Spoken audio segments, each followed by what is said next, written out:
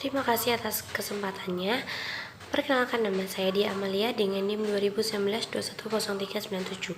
Saya di sini akan menjelaskan tentang pengaruh niat berperilaku, kecerdasan spiritual, dan literasi keuangan terhadap pengelolaan keuangan keluarga. Nah, saat ini perilaku manusia itu menjadi sangat konsumtif. Banyak hal yang sebenarnya bukan termasuk kebutuhan utama menjadi sebuah kebutuhan yang harus dipenuhi. Tantangan besar bagi para individu, khususnya bagi para mereka yang berkeluarga, adalah untuk dapat mengendalikan pertarungan di zaman konsumtif ini. Seperti kondisi di luar saat ini, kebiasaan untuk ikut serta terhadap keseimbangan keuangan tiap individu maupun rumah. Pengelolaan keuangan yang struktur memiliki peran yang sangat penting dalam pengelolaan keuangan. Hal ini tidak hanya mengelola pengelolaan keuangan dari sisi perusahaan saja, namun pengelolaan keuangan harus dilakukan dalam keuangan keluarga. Pengelolaan keuangan keluarga berkaitan dengan pengelolaan uang yang umumnya mencakup perencanaan keuangan, manajemen arus kas, manajemen pendapatan kredit, serta manajemen investasi. Dalam kaitannya dengan pengelolaan keuangan, seorang membantu mengelola, merencanakan, menganggarkan, mencatat, dan melengkapi segala sesuatu yang berhubungan dengan pengelolaan keuangan. Dengan demikian, manajemen keuangan membantu rumah tangga individu atau rumah tangga untuk mengelola pendapatan atau pengeluaran guna meningkatkan status keuangan keluarga. Selanjutnya ada rangka teoritis dan hipotesis. Yang pertama ada pengelola keuangan keluarga. Pengelola keuangan adalah sikap seseorang yang mampu mengatur keuangan yang dimiliki untuk memenuhi segala kebutuhan hidupnya, baik kebutuhan saat ini maupun kebutuhan yang akan mendatang. Jika seorang dapat memenuhi kebutuhan secara baik, maka orang tersebut akan mencapai kesejahteraan keuangan dalam hidupnya. Karena kesejahteraan keuangan seseorang adalah kewajiban yang harus dipenuhi individu. Nah, karena di samping itu, pengelolaan keuangan yang sehat dan penting untuk situasi keuangan seseorang. Individu harus benar-benar bisa merahasiakan keuangan agar dapat mencapai pengelolaan keuangan yang sehat. PNM mengatakan bahwa terdapat 5 aspek yang mengukur kemampuan responden dalam membuat anggaran, yaitu: pertama, mengontrol pengeluaran, membayar tagihan secara tepat, merencanakan keuangan di masa depan, menabung, dan memenuhi kebutuhan untuk diri sendiri dan keluarga. Jika seseorang dapat melakukan hal-hal tersebut, dia akan dapat mengelola keuangan dengan baik. Nah, jika keuangan dapat dikelola dengan baik, maka kebutuhan akan terpenuhi pula tanpa adanya rasa takut kekurangan uang untuk memenuhi kebutuhan baik untuk dirinya sendiri maupun untuk keluarganya. Yang kedua ada niat berperilaku dan pengelolaan keuangan. Niat terbentuk dari 2 sumber, yaitu dari diri sendiri untuk ketika mencari, dan lingkungan atau faktor normal subjektif lainnya. Sikap terhadap sesuatu perilaku merupakan evaluasi positif atau negatif seseorang dalam suatu perilaku yang relevan dan terdiri dari berbagai keyakinan. Keyakinan ini tampak dari orang-orang tersebut tentang hasil yang dirasakan dari melakukan suatu perilaku. Norma subjektif ketika individu tertentu atau kelompok berpikir untuk sesuai dengan yang dilakukan individu atau kelompok lain. Terkait dengan pengelolaan keuangan, jika seseorang individu memiliki niat baik terhadap pengelolaan yang baik, niatnya akan memotivasi seseorang untuk mengontrol keuangan yang ia miliki. Pada akhirnya, niat tersebut berdampak pada pengelolaan keuangan yang baik dan struktur. Yang ketiga, ada kecerdasan dan pengelolaan keuangan. Menurut AZ, kecerdasan spiritual merupakan kecerdasan yang tertinggi karena erat kesadaran seorang untuk dapat memakai segala sesuatu dan merupakan jalan untuk merasakan sebuah kebahagiaan. Seseorang perlu menemukan pengelolaan dan pengoptimalan yang mendayagunakan nilai-nilai kearifan yang dimiliki dalam diri untuk mencapai tujuan yang mulia dan menjadikan hidup benar-benar bermakna. Nah, kecerdasan spiritual tidak selalu berhubungan dengan agama. Bahkan banyak humanis dan ateis memiliki tingkat kecerdasan spiritual yang tinggi, namun tidak berbanding terbalik dengan para aktivis keagamaan, di mana seorang memiliki kecerdasan spiritual yang rendah.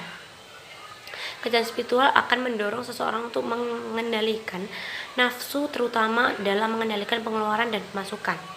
Seseorang dapat berpikir dan memilah untuk mengeluarkan uang secara bijak dan cermat, apakah uang yang digunakan ini dapat berguna atau sebaliknya. Nah, ataukah justru malah menghambur-hamburkan uang saja atau dikenal dalam istilah mubazir. Nah, kecerdasan spiritual juga sebagai landasan untuk kecerdasan yang lain karena berkaitan dengan pencerahan jiwa. Oleh sebab itu, jika seorang memiliki tingkat kecerdasan spiritual yang tinggi, dia akan mampu memaknai segala masalah yang dihadapi dengan positif, sehingga mampu membangkitkan dan mendorong jiwanya untuk selalu melakukan tindakan yang benar sesuai dengan etika yang berlaku. Yang keempat atau yang terakhir ada literasi keuangan dan pengelolaan keuangan. Chen dan VP mengartikan literasi keuangan sebagai pengetahuan untuk mengelola keuangan. Literasi keuangan merupakan sumber daya insani yang berperan penting dalam mempengaruhi perilaku keuangan seseorang. Nah, Houston mendefinisikan literasi keuangan sebagai kombinasi dari kesadaran, pengetahuan, keterampilan, sikap, dan perilaku yang diperlukan untuk mengetahui keputusan keuangan yang sehat. Dengan demikian, literasi keuangan merupakan pengetahuan tentang penggunaan pengetahuan tersebut atau pengaplikasiannya untuk membuat keputusan keuangan yang baik dan akhirnya dapat meningkatkan kesejahteraan keuangan individu dan keluarganya. Sekian dari saya. Terima kasih, akan dilanjutkan oleh rekan saya. Terima kasih atas kesempatannya. Perkenalkan, nama saya Pramesti Regita dengan NIM 2019-210399. Saya akan melanjutkan presentasi dari rekan saya. Selanjutnya, saya akan menjelaskan mengenai metode penelitian. Yang pertama, mengenai sampel penelitian. Populasi yang dipakai pada penelitian ini adalah masyarakat yang tinggal di wilayah Surabaya dan Sidoarjo. Pemilihan sampel dilakukan dengan metode berdasarkan non-probability sampling atau biasa disebut dengan sampling non-peluang atau biasa juga disebut dengan sampling non-random, yaitu setiap populasi yang ada tidak diberi peluang yang sama untuk dipilih menjadi sampel. Teknik pengambilan sampel yang digunakan adalah purposive sampling, yang mana peneliti mengambil sampel sesuai dengan kriteria yang diinginkan oleh peneliti. Kriteria yang digunakan dalam penelitian ini adalah terbatas, hanya masyarakat yang tinggal di kota Surabaya dan Sidoarjo, sudah memiliki keluarga dan menjadi pengelola keuangan di dalam keluarganya, memiliki total pendapatan keluarga lebih dari 4 juta per bulan, dan dari 200 kuesioner yang dibagikan ke responden, terdapat 179 kuesioner yang dapat diolah dan diproses ke tahap pengujian hipotesis selanjutnya. Selanjutnya mengenai variabel penelitian. Variabel penelitian ini tentunya menggunakan variabel bebas dan variabel terikat. Variabel bebas adalah variabel yang dipengaruhi, yaitu pengelolaan keuangan keluarga. Sedangkan variabel terikatnya adalah variabel yang mempengaruhi, yaitu niat berperilaku, kecerdasan spiritual, dan financial literasi. Variabel bebas pada penelitian ini yaitu perilaku pengelolaan keuangan keluarga. Perilaku pengelolaan keuangan keluarga adalah tindakan yang dilakukan sebuah keluarga dalam mengatur, merencanakan, maupun mengelola penggunaan sumber daya uang dengan efektif dan efisien. Pertanyaan yang diberikan dalam kuesioner ini berkaitan dengan pengelolaan keuangan dalam sebuah keluarga yang mencakup mengenai cara mengelola keuangan rutin, hutang, investasi, hingga penyisihan dana untuk hari tua nanti. Selanjutnya, variabel terikat yang pertama yaitu ada niat berperilaku. Niat adalah keinginan atau kepercayaan dalam hati yang akan dituangkan melalui suatu tindakan yang nantinya menjadi awal apakah tindakan tersebut dapat dilaksana atau tidak, karena semua niat yang terjadi merupakan sebuah rencana sebelum tindakan terjadi. Pertanyaan yang diberikan berkaitan dengan menyikapi suatu rencana, berpegang teguh pada sikap, dan fokus terhadap sikap. Variabel terikat yang kedua yaitu ada kecerdasan spiritual. Kecerdasan spiritual adalah kemampuan menjalani hidup sesuai dengan ajaran agama dan mengambil suatu keputusan sesuai dengan moral yang berlaku dan ajaran agama yang dianut, sehingga dapat mencapai tujuan hidup dengan hati yang tenang.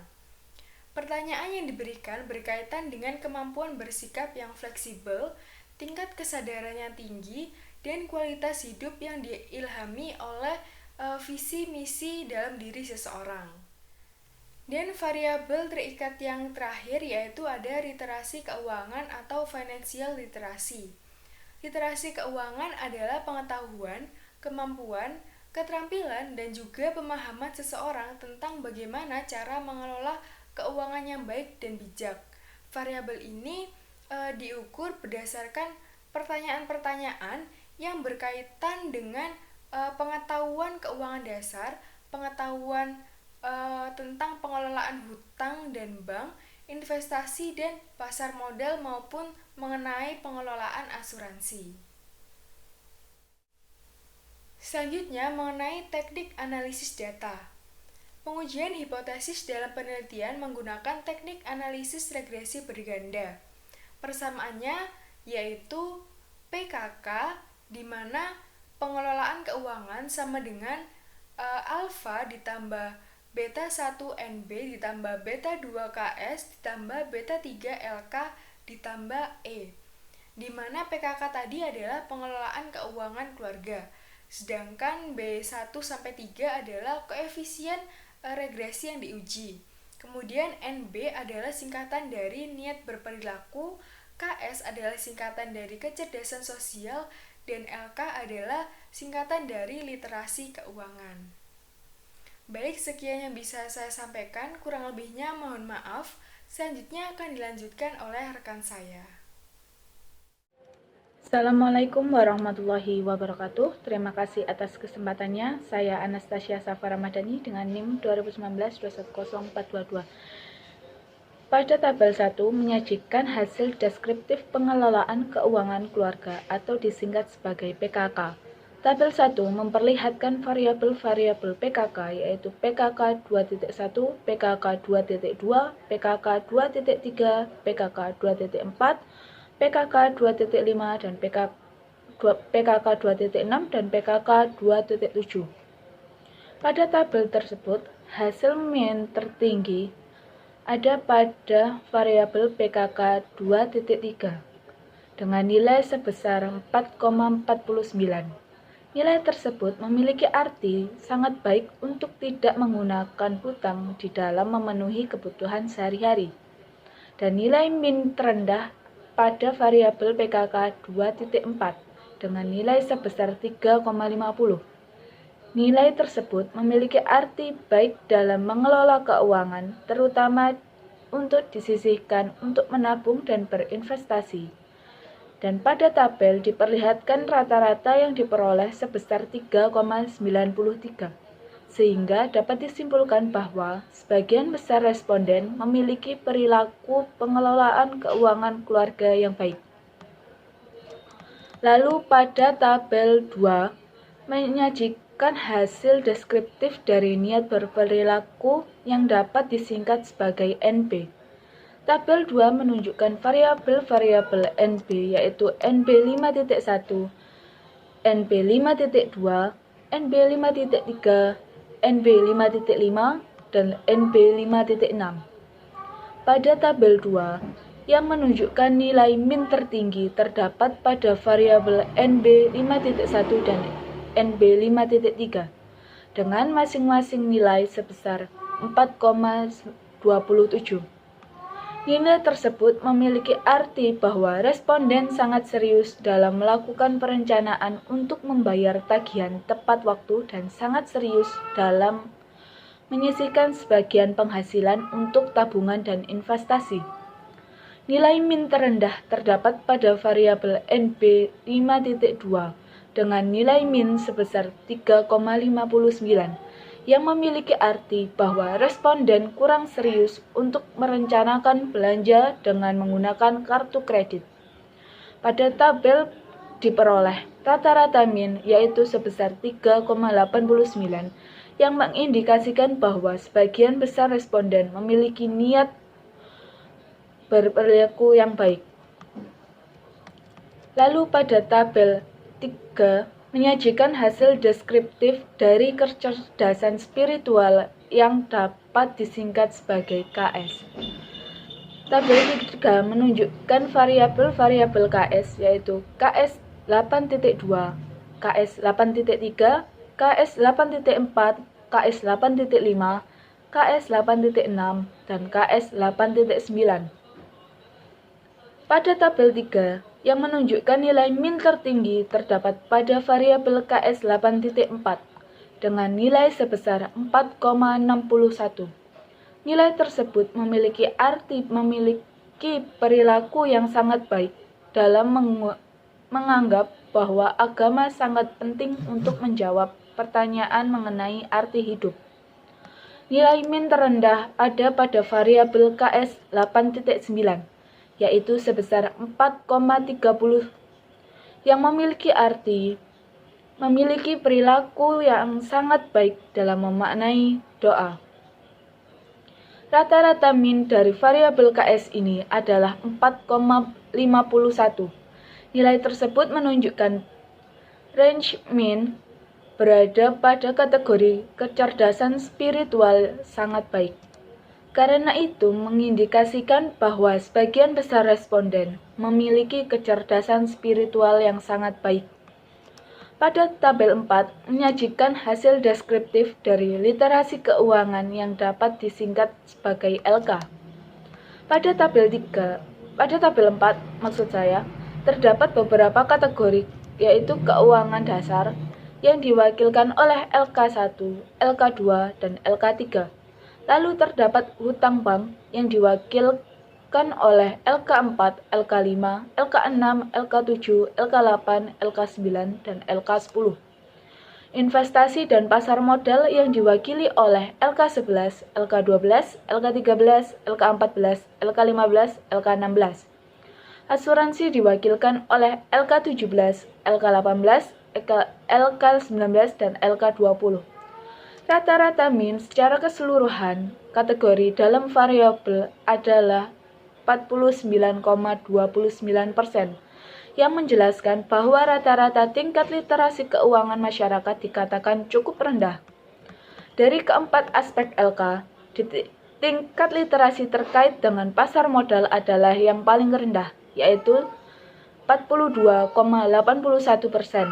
Secara individual, skor terendah terkait dengan pemahaman responden mengenai kewajiban rasio kredit konsumsi terhadap pendapatan. Hanya terdapat 17,32% responden yang memahami kredit konsumsi melebihi 35% dari pendapatan adalah sesuatu yang tidak baik. Lalu skor terendah kedua adalah terkait dengan pemahaman responden mengenai investasi reksadana, yaitu 17,88%. Hal ini berarti terdapat 82,12% responden yang tidak memahami bahwa investasi di reksadana tidak memberikan jaminan pendapatan pasti. Pada tabel 5 menyajikan hasil pengujian hipotesis yang dilakukan. Pada tabel 5 memperlihatkan bahwa variabel nilai niat dengan kecerdasan spiritual memiliki pengaruh positif yang signifikan terhadap pengelolaan keuangan keluarga, sedangkan literasi keuangan tidak terbukti memiliki pengaruh yang signifikan terhadap pengelolaan keuangan keluarga. Pertama, pengaruh niat baik terhadap pengelolaan keuangan keluarga. Hasil dari penelitian menunjukkan bahwa variabel NB secara parsial berpengaruh positif signifikan terhadap pengelolaan keuangan keluarga. Artinya, makin tinggi niat berperilaku yang dimiliki pengelolaan keuangan keluarga, makin baik perilakunya dalam pengelolaan keuangan keluarga. Ketika seorang kepala keluarga serius untuk membayar tagihan tepat waktu, maka orang tersebut akan betul-betul melaksanakan untuk membayar tagihan tepat waktu. Dan sebaliknya, seorang kepala keluarga yang memiliki niat kuat untuk menabung dan berinvestasi secara reguler untuk jaminan keuangan di hari tua bagi diri sendiri dan keluarganya, maka yang bersangkutan merealisasikan niat tersebut dalam bentuk penyisihan pendapatan bulanan untuk tabungan dan investasi hari tua. Lalu yang kedua ada pengaruh kecerdasan spiritual dan pengelolaan keuangan keluarga. Tabel 5 memperlihatkan bahwa variabel kecerdasan spiritual secara parsial berpengaruh positif signifikan terhadap pengelolaan keuangan keluarga. Berarti semakin tinggi kecerdasan spiritual seseorang, semakin baik perilakunya dalam mengelola keuangan keluarga dan sebaliknya. Dalam konteks pengelolaan keuangan, kecerdasan spiritual akan mendorong seseorang untuk mengendalikan nafsu, terutama dalam mengendalikan pengeluaran dan pemasukan. Dia dapat berpikir dan memilah untuk menggunakan uang secara bijak dan cermat, apakah uang yang akan digunakan dapat berguna atau sebaliknya malah menghambur-hamburkan uang. Lalu yang ketiga, ada pengaruh literasi keuangan dan pengelolaan keuangan keluarga. Hasil dari penelitian mengindikasikan bahwa variabel literasi keuangan secara parsial berpengaruh positif, tetapi tidak signifikan terhadap pengelolaan keuangan keluarga.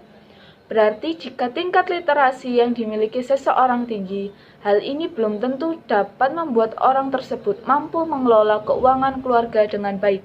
Sebaliknya, jika tingkat literasi keuangan seseorang rendah, belum tentu juga orang tersebut tidak dapat mengelola keuangan dengan baik. Sekian dari saya. Terima kasih. Wassalamualaikum warahmatullahi wabarakatuh. Terima kasih atas kesempatannya. Perkenalkan, saya Pramisti Regita dengan NIM 2019-210399. Berdasarkan penjelasan yang sudah disampaikan sebelumnya, saya akan menyampaikan simpulan, implikasi, saran, dan keterbatasan dari penelitian ini. Pertama, mengenai simpulan. Niat berperilaku merupakan faktor yang paling penting dalam menentukan perilaku pengelolaan keuangan keluarga. Temuan ini sejalan dengan Theory of Planned Behavior Daily Agent yang menyatakan bahwa niat merupakan komponen penting pembentuk perilaku. Faktor terpenting kedua adalah kecerdasan spiritual. Semakin baik penghayatan seseorang terhadap agama yang dianut, maka akan semakin baik dan bertanggung jawab orang tersebut dalam mengelola keuangan di keluarganya. Namun pada penelitian ini tidak berhasil membuktikan adanya pengaruh literasi keuangan terhadap pengelolaan keuangan dalam keluarga. Dan secara keseluruhan, ketiga variabel tersebut secara simultan berpengaruh secara signifikan terhadap pengelolaan keuangan keluarga. Yang kedua, mengenai keterbatasan. Penelitian ini tidak lepas dari adanya keterbatasan. Antara lain, pertama, penelitian ini terbatas hanya untuk keluarga di Surabaya dan Kabupaten Sidoarjo, sehingga penelitian ini tidak dapat digeneralisasi secara umum.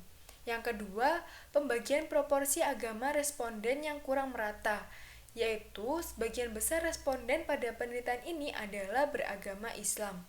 Dan yang ketiga, kemampuan variabel bebas dalam menjelaskan pengelolaan keuangan keluarga masih rendah, di mana koefisien determinasinya hanya sebesar 18,40%. Dengan keterbatasan penelitian ini, maka penelitian selanjutnya disarankan agar memperluas respondens penelitian dengan menjangkau wilayah yang lebih luas lagi agar dapat digeneralisasi. Dan penelitian selanjutnya dapat mengambil variabel spiritual dengan lebih proporsional dalam aspek agama responden. Dan terakhir, penelitian perlu mempertimbangkan untuk memasukkan variabel pendapatan sebagai variabel modernisasi dan variabel locus of control sebagai variabel mediasi terhadap perilaku pengelolaan keuangan. Dan yang terakhir mengenai implikasi, terdapat dua implikasi utama dalam penelitian ini. Pertama, pengelolaan keuangan keluarga lebih menghayati ajaran agama yang dianut. Hal ini karena penghayatan agama dapat membuat mereka mengelola keuangannya lebih bertanggung jawab. Kedua, pengelolaan keuangan keluarga juga perlu menetapkan niat yang kuat yang tercermin dalam bentuk target-target perilaku keuangan yang belum atau yang ingin dicapai. Dengan penetapan target tersebut, perilaku seseorang yang sesungguhnya berkaitan dengan pengelolaan keuangan yang baik akan dapat dengan mudah dilihat dan segera dicapai. Baik, sekian presentasi dari kelompok kami. Kurang lebihnya mohon maaf. Terima kasih. Wassalamualaikum warahmatullahi wabarakatuh.